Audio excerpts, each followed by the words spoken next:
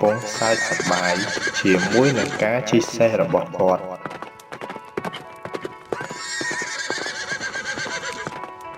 លោកប្អូនខ្ញុំសុំសួរបន្តិចបានទេបាទមានការអីដែរលោកបងខ្ញុំមើលទៅលោកប្អូនពេលជិះសេះនេះហាក់ដូចជាមានសុភមង្គលខ្លាំងណាស់តើវាមានលក្ខណៈពិសេសអ្វីទៅអូគ្មានអ្វីពិសេសនោះទេនេះគឺជាសេះសំណប់របស់ខ្ញុំសប្បាយចិត្តណាស់នៅពេលដែលជិះវាជាសេះតែមួយគត់ដែលខ្ញុំមានតែដោយសារគ្រួសារខ្ញុំខ្វះខាតទើបខ្ញុំសម្រេចចិត្តជិះវាចូលក្នុងភូមិដើម្បីលក់ហើយនេះប្រហែលជាលើកចុងក្រោយហើយដែលខ្ញុំបានជិះអញ្ចឹងជិះសេះនេះប្រហែលជាអាចធ្វើឲ្យខ្ញុំមានភាពរីករាយហើយសេះនេះលោកប្អូនអាចលក់មកឲ្យខ្ញុំបានទេខ្ញុំនឹងឲ្យតម្លៃខ្ពស់បានតានេះយកទៅចុះបាទអរគុណនេះប្រាក់យកទៅក្រោយពីលក់សេះហើយអ្នកជិះសេះនោះបានត្រឡប់ទៅវិញហើយសេដ្ឋីណារ៉ាន់ក៏ឡើងជិះសេះនោះក្នុងល្បឿនយ៉ាងលឿន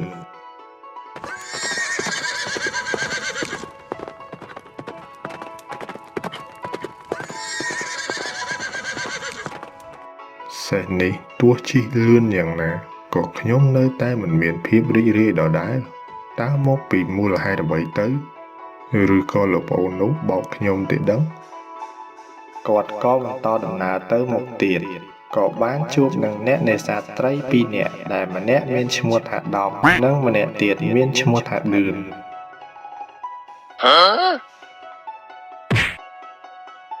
ហាចាប់បានត្រីក្បាលធំមួយហើយក្បាលអញហ្នឹងត្រីអីអត់គិតជួយចាប់គ្នាទេក៏តែពីលេងសើចតែឯងប្រយ័ត្នសៀមអំបិលទៀតអើយលេងខ្លះទៅបើចាប់មិនបានផងត្រីវារត់លឿនណាស់មានតែក្បាលឯងទេដែលនៅមួយកន្លែងចាប់បានក្បាលអញតែយកក្បាលអញទៅចម្អិនឆៃទៅចឹងមកឯងចឹងឆៃមិនឆ្ងាញ់ទេគ្រាន់តែនេសាទត្រីសោះហេតុអីក៏សប្បាយយ៉ាងនេះសេដ្ឋីណារ៉ាន់ក៏ដើរចូលទៅ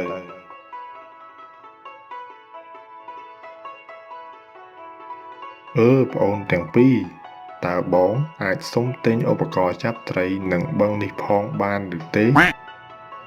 ទិញអីអានេះមែនអាហ្នឹងនៅផ្សារមានច្រើនណាស់មិនក៏មិនទិញទៅហើយបឹងនេះមិនមែនជារបស់ពួកខ្ញុំទេបើលោកចង់នេសាទត្រីក៏អញ្ជើញនេសាទទៅចុះតែបងចង់បានរបស់ដែលអ្នកទាំងពីរកាន់អាប៉ែនេះបែកទៅដឹងហើយបើយើងឲ្យគេទៅយើងបានអីឆៃ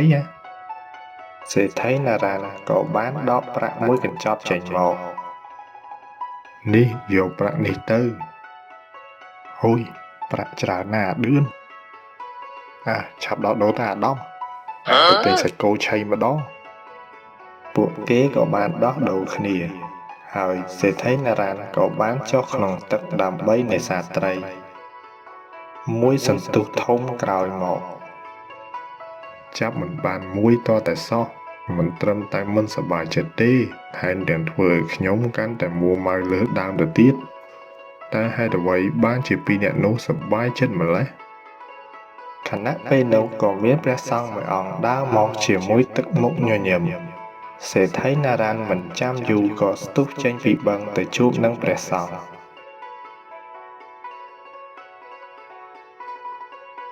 លោកបងហេតុអីបានជាលោកបងដើរបណ្ដើរញញឹមបណ្ដើរបែបនេះអាត្មាតែងតែមានទឹកមុខបែបនេះជារៀងរាល់ថ្ងៃហើយ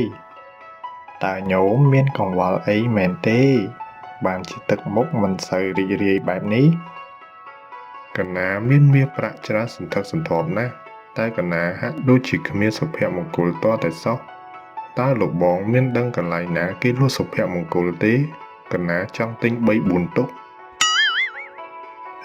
ញោមលេងសើចច្រើនណាស់មាសប្រាក់មិនអាចទិញអ្វីបានទាំងអស់ទេតែបើគ្មានប្រាក់អ្វីក៏គ្មានហូបដែរជំរកក៏គ្មានទៀតផងនិយាយចឹងអ្វីទៅដែលធ្វើឲ្យលោកបងមានសុភមង្គល អាត្មាមកបួសនេះបានលះបង់កិលេសលោកីអស់ហើយអ្វីក៏អាត្មាមិនចង់បានដែរក្នុងចិត្តគឺមានតែព្រះធម៌ប៉ុណ្ណោះបើអញ្ចឹងខ្ញុំអាចទិញព្រះធម៌បានដែរឬទេញោមលេងសើចច្រើនណាប្រយ័ត្នបាបញោមខ្ញុំចង់បួសដែរលោកបងមើលតែញោមមិនអាចបួសបាននោះទេព្រោះញោមនៅមានចិត្តចង់បានចិត្តមិនស្ងប់មិនអាចដើរផ្លូវព្រះធម៌បានទេមិនយូរនោះទេញោមនឹងរកសុភមង្គលឲ្យខ្លួនឯងបានហើយមានសង្ឃដីការួចព្រះសង្ឃក៏ចាកចេញទៅសេដ្ឋីណារានក៏បន្តដំណើរទៅមុខទៀតក៏បានជួបនឹងគ្រួសារមួយ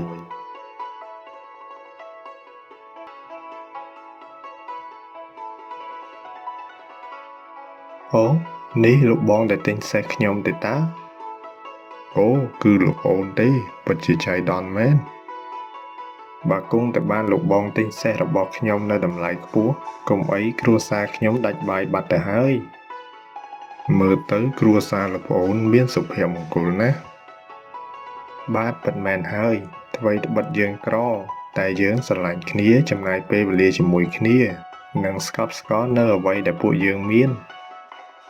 បើអញ្ចឹងខ្ញុំចង់ទិញគ្រួសាររបស់លោកប្អូនតើលក់ថ្លៃប៉ុន្មានដែរតាមខ្ញុំចាំលោកបងដូចជាចង់បានសុភមង្គលត្រូវឬអត់ពិតហើយខ្ញុំក៏មានប្រពន្ធនិងកូនដែរតែដូចជាគ្មានសុភមង្គលសោះនេះប្រហែលមកពីលោកបងមិនបានចំណាយពេលវេលាជាមួយគ្រួសាររបស់លោកបងហើយបានជាមានភាពសោះក៏ក្រោះបែបនេះពិតហើយមាសប្រាក់គឺសំខាន់ខ្លាំងណាស់តែអ្វីដែលធ្វើឲ្យយើងមានសុភមង្គលពិតប្រាកដនោះគឺពេលវេលាជាមួយគ្រួសាររបស់ខ្លួន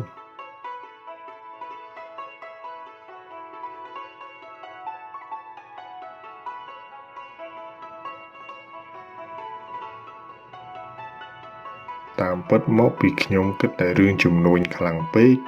ទាំងដែលខ្លួនបានជោគជ័យទៅហើយនឹងមិនបានចំណាយពេលទៅលើគ្រួសារខ្ញុំសោះទើបបានជាគ្រួសារខ្ញុំគ្មានភាពរីករាយអរគុណហើយលោកប្អូន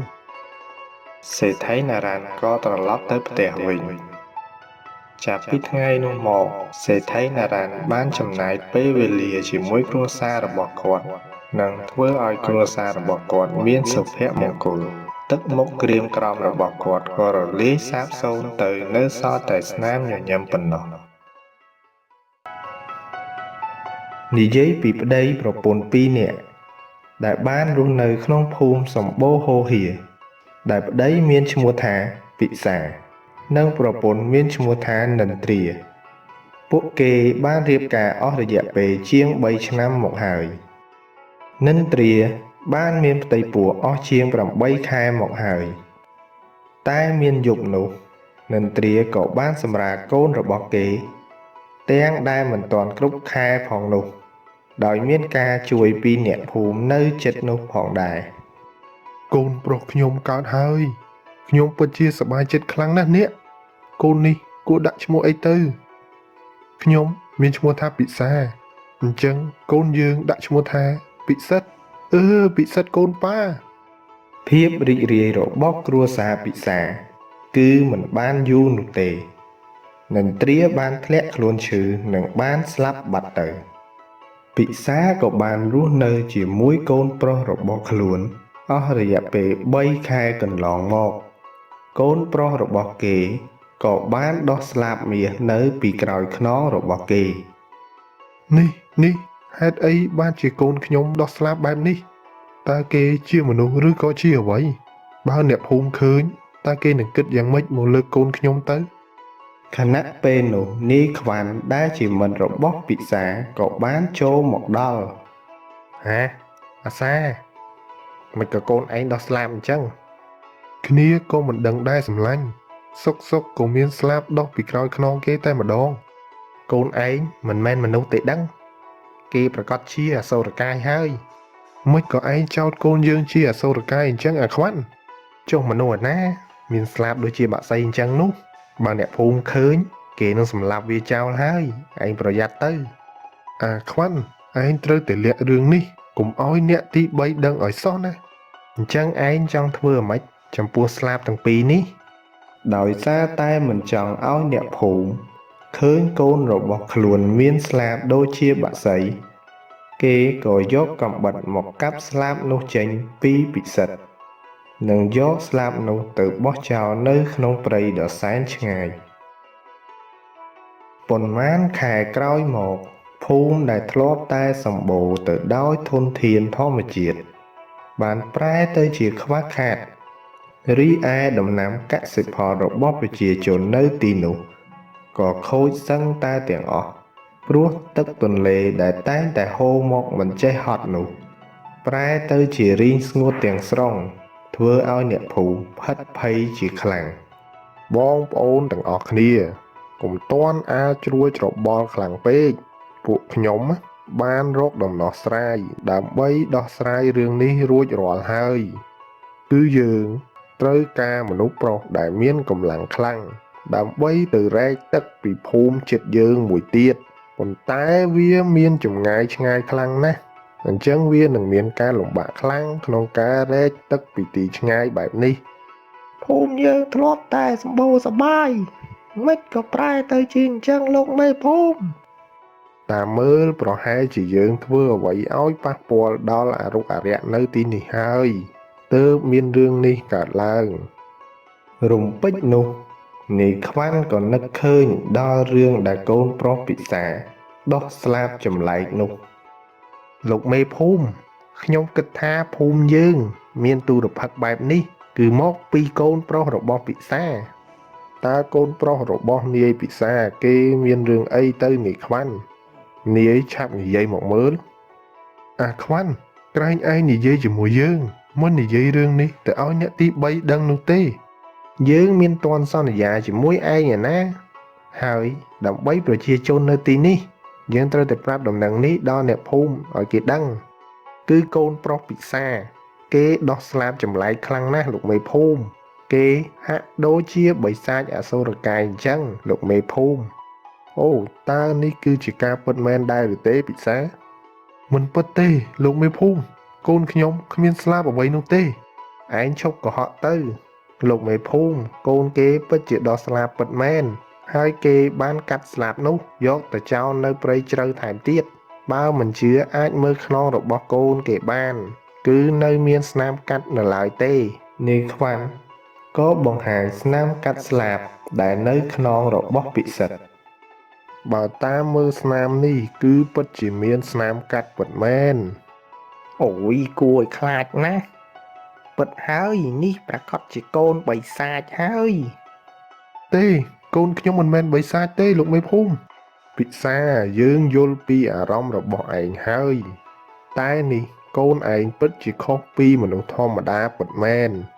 យើងគឺមិនអាចទុកគេនៅក្នុងភូមិនេះបានទេវាអាចចង្រៃដល់អ្នកភូមិទាំងមូលអញ្ចឹងយើងផ្ដល់ជំរើសពីរទៅឲ្យឯងទី1គឺត្រូវសម្លាប់ក្មេងនេះចោល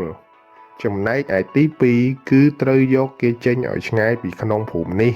ព្រោះពេលគេធំឡើងមិនដឹងថានឹងអាចមានរឿងអ្វីកើតឡើងទៀតនោះទេយកគេចេញទៅនឹងហើយយកគេចេញទៅចេញពីភូមិយើងទៅដោយសារតែគ្មានជំរើសពិសាក៏ពោកូនរបស់ខ្លួនទៅក្នុងព្រៃជ្រៅដែលនៅឆ្ងាយពីភូមិធ្វើដំណើរយូរទៅពិសាក៏ជួបនឹងតាឥសីដែលរស់នៅក្នុងព្រៃនោះខ្ញុំសូមថ្វាយបង្គំលោកតាឥសីល្អហើយអ្នកកំឡោះតើអ្នកកំឡោះមានរឿងអីបានជាដើរដល់ព្រៃជ្រៅយ៉ាងនេះគឺកូនរបស់ខ្ញុំមានលក្ខណៈខុសពីមនុស្សធម្មតាដែលធ្វើឲ្យអ្នកភូមិមិនអាចទទួលស្គាល់បានឡើយតើខ្ញុំអាចផ្ញើកូនរបស់ខ្ញុំឲ្យនៅជាមួយលោកតាបានដែរឬទេមិនអីទេអ្នកកំឡោះអាចទុកគេនៅទីនេះបានតានឹងមើលថែគេរហូតដល់គេធំពេញវ័យព្រោះក្មេងនេះមិនមែនជាក្មេងធម្មតាទេខ្ញុំពិតជាអរគុណនៅសន្តានចិត្តរបស់លោកតាឥសីខ្លាំងណាស់ពិសាក៏ទុកពិសិដ្ឋឲ្យនៅជាមួយនឹងលោកតា ហើយខ្លួនក៏ត្រឡប់ទៅក្នុងភូមិវិញ18ឆ្នាំក្រោយមកស្លាបមាសរបស់ខ្ញុំគុំយកស្លាបមាសរបស់ខ្ញុំសងស្លាបមាសខ្ញុំវិញហាខ្ញុំយល់សពទេតែស្លាបមាសតើវាមានពាក់ព័ន្ធអីនឹងខ្ញុំបានជាខ្ញុំយល់សពឃើញវារហូតបែបនេះអ្នកដែលដើរមកនេះគឺជានាយអយជាអ្នកដែលរស់នៅជាមួយនឹងលោកតាឥសីសិតណាប្អូនឯងយ៉ាងម៉េចហើយយល់សពឃើញស្លាបមាសទៀតហើយមែនទេបានជាស្រែកនោះស្រែកនឹងដាច់នោមបងអស់ហលេងអូបងអយខ្ញុំសុំទោសផងខ្ញុំពិតជាយល់សពឃើញស្លាបនោះពិតមែនមិនដឹងថាស្លាបនោះមានពាក់ព័ន្ធអីនឹងខ្ញុំនោះទេក្រែងប្អូនឯងឃ្លានស្លាប់មន់ទេដឹងបើឃ្លានចាំបងធ្វើឲ្យឆៃដែលមានមន់ឯណាដែលមានស្លាបមាសនោះមានតាប្អូនសិតគឺមន់ដុតគល់ស្រក្រៃនោះអីមកឥឡូវទៅក្នុងព្រៃជាមួយបងក្រែងចាប់បានមន់ព្រៃអីឆ្ងាញ់មាត់តែម្ដងយប់នឹងតោះបងយើងឆាប់ចេញទៅអញ្ចឹង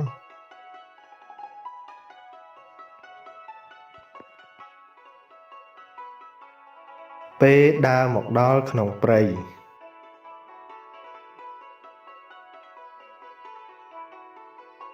ខាងនេះយើងដូចជាមិនដែលមកសោះព្រៃដែលយើងធ្លាប់ទៅពីមុនមកវាចង់អស់ផ្លែឈើនិងសត្វព្រៃទៅហើយអញ្ចឹងបានបងមករកនៅទីនេះម្ដងក្រែងលោវាមានអញ្ចឹងចាំខ្ញុំជួយរកព្រៃនេះដូចជាជ្រៅដែរតែមិនក៏ស្ងាត់សត្វព្រៃម្លេះពេលនោះក៏មានសំឡេងមនុស្សស្រែកជួយផងមានបិសាចជួយផងបងអយបងឯងមានឮអីអត់ជួយផងមានបិសាចជួយផងដូចជាមានមនុស្សស្រែកហៅឲ្យជួយនឹងហើយបងយើងសាកទៅមើលគួរតែកុំទៅអីនៅព្រៃជ្រៅអញ្ចឹងមានមនុស្សមកពីណាក្រែងជាអមនុស្សទេដឹងបងឯងរស់នៅព្រៃយូរជាងខ្ញុំទៅទៀតហើយមិនមកខ្លាចរឿងអញ្ចឹងវិញបើបងឯងអត់ទៅខ្ញុំទៅម្នាក់ឯងក៏បាន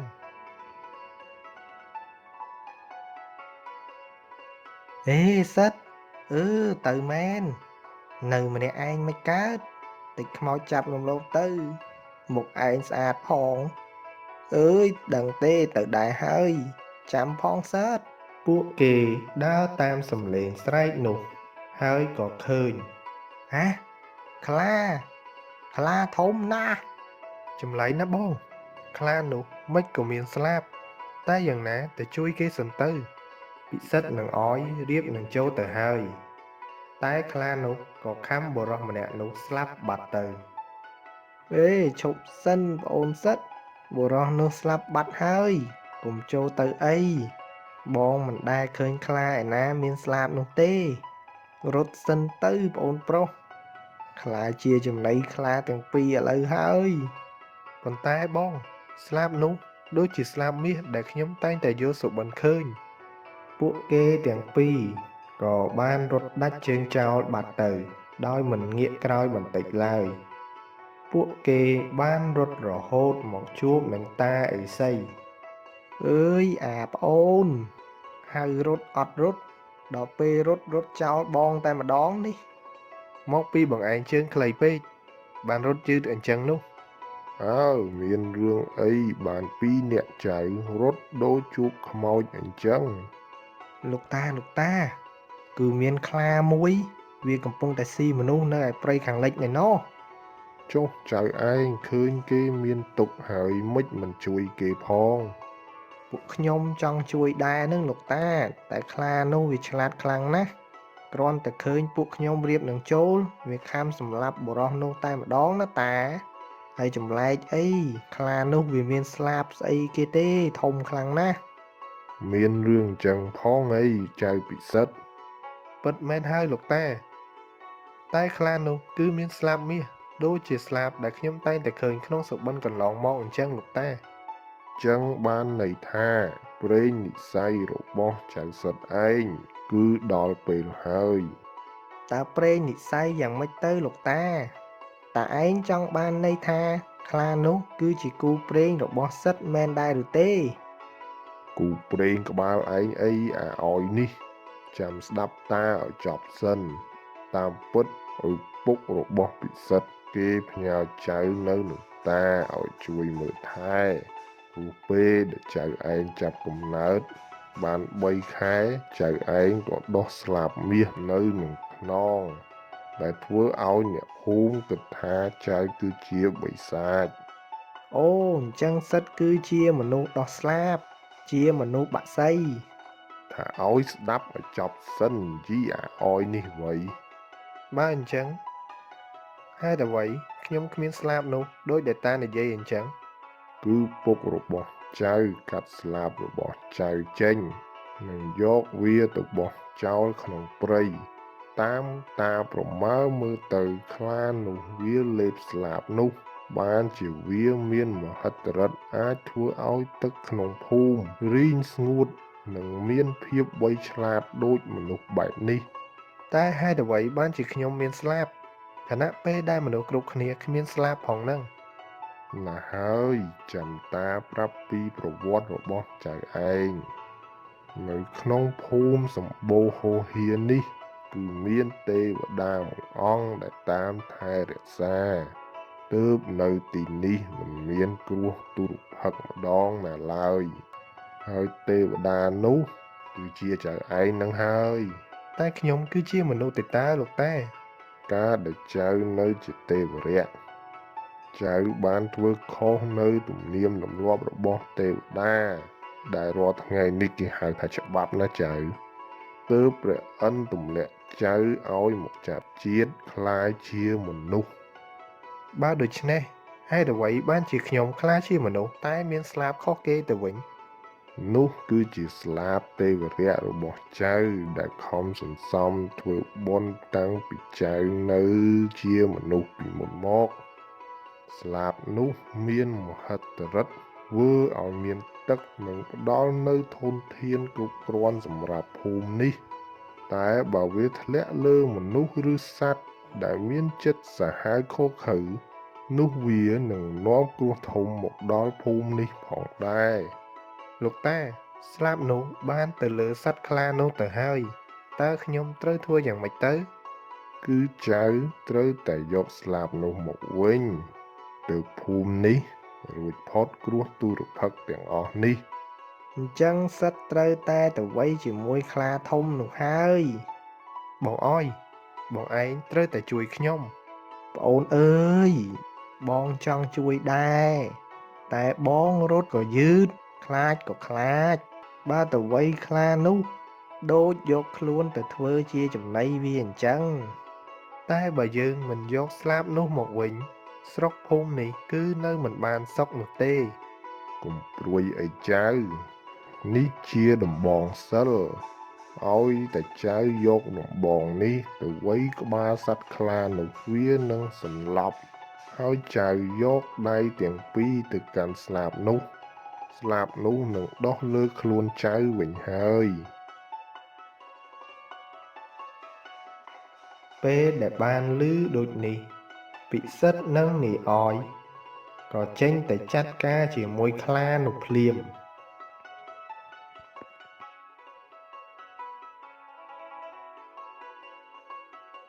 ណែប្អូនសិតបងខ្លាចមិនទាន់បានវៃក្បាលវាផង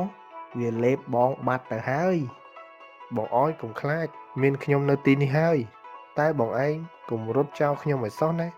ចុះប្អូនឯងចង់កម្ចាត់ខ្លានោះដោយរបៀបម៉េច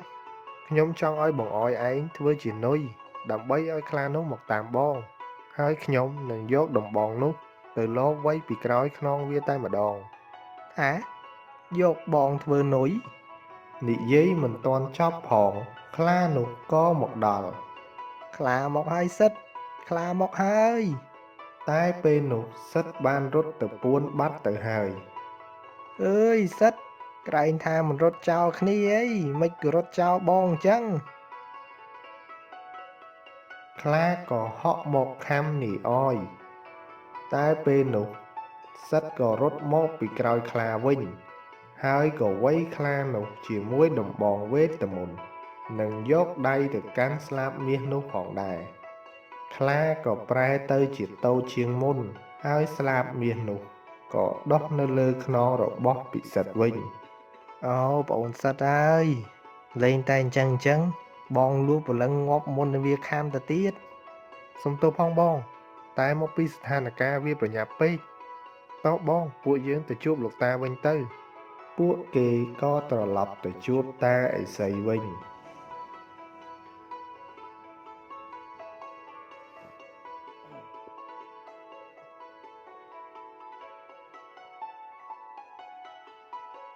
មើលទៅចៅទទួលបានជោគជ័យហើយតានឹងនាំចៅទៅជួបឪពុកចៅវិញមកតាមតាមកចៅបាទលោកតា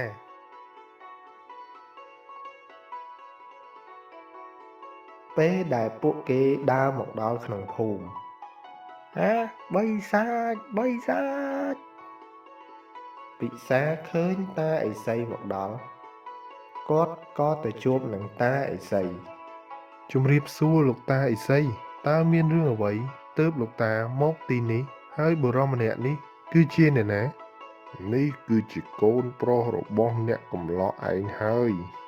អូកូនប្រុសឲ្យពុកសុំទោសដែលពុកបោះបង់កូនចោលភ្លាមនោះមេភូមិក៏មកដល់ដែរជំរាបសួរលោកតាឥសីហេតុអ្វីបានជាលោកតានាំមនុស្សចម្លែកនេះមកក្នុងភូមិខ្ញុំដូច្នេះ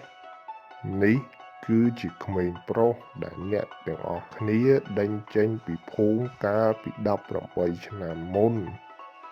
បាទពិតមែនហើយហេតុអីក៏លោកតានាំគេមកវិញគេគឺជាដើមហេតុដែលធ្វើឲ្យទីនេះជួបគ្រោះទុរភិក្សសូមលោកតានាំគេចេញទៅវិញទៅហេតុអីបានជាអ្នកទាំងអស់គ្នាគិតថាគេជាដើមហេតុនៃបញ្ហានេះទៅវិញតើពេលដែលដេញពិសិដ្ឋចេញពីភូមិហើយអ្នកទាំងអស់គ្នារួចផុតពីទុក្ខទុរភិក្សនេះដែរឬទេគឺថាណែគ្រោះទុរភិក្សនៅតែមានដដែលពួកយើងសឹងតែទប់ទល់មិនជាប់ទៅហើយណែចៅសិទ្ធចៅឯងឆាប់ធ្វើឲ្យភូមិនេះរួចផុតពីគ្រោះថ្នាក់នេះទៅចៅពិសិដ្ឋក៏ត្រដាងស្លាបមាសដ៏ស្រស់ស្អាតរបស់គេនិងធ្វើឲ្យទឹកទន្លេនៅភូមិនោះមានទឹកឡើងវិញរុក្ខជាតិក៏ដុះរីកស្គុះស្គាយតែម្ដងចៅសិទ្ធគឺជាទេវតាដែលជាអ្នកថែរក្សាធនធានធម្មជាតិនៅលើទឹកដីនេះតែពេលគេចាប់កំណើតមកស្រុកភូមិក៏គ្មានទឹកប្រើប្រាស់តែម្ដងទើបខ្ញុំសម្រេចចិត្តធ្វើបែបនេះដើម្បីប្រយោជន៍ក្នុងភូមិរូបខ្ញុំដែលជាឪពុកក៏មានចំណែកខុសក្នុងរឿងនេះដែរមិនគួរណាកាត់ស្លាប់មនុស្សយកទៅចោលក្នុងព្រៃទាល់តែសោះធ្វើឲ្យខ្លាមានឱកាសយកស្លាប់នោះមកធ្វើរឿងបែបនេះអ្នកមិនដឹងមិនមានកំហុសនោះទេតែអ្វីក៏ដោយកុំឆាប់អាកាត់លឿនខ្លាំងពេកនិងកុំវាយតម្លៃមនុស្សត្រឹមតែសម្បកក្រៅឲ្យសោះចាប់ពីពេលនោះមកភូមិសម្បូរហូរហៀក៏មានធនធានបបោរឡើងវិញនិងរស់នៅដោយក្តីរីករាយហើយពិសិដ្ឋក៏មករស់នៅក្នុងភូមិជាមួយឪពុកគេវិញអ្នកភូមិចាត់ទុកពិសិដ្ឋជាទេវតាដែលតាមថែរក្សានៅក្នុងភូមិនោះនិងដាក់នាមគេថាជាទេវបុត្រស្លាប់មាសចាប់ពីពេលនោះមក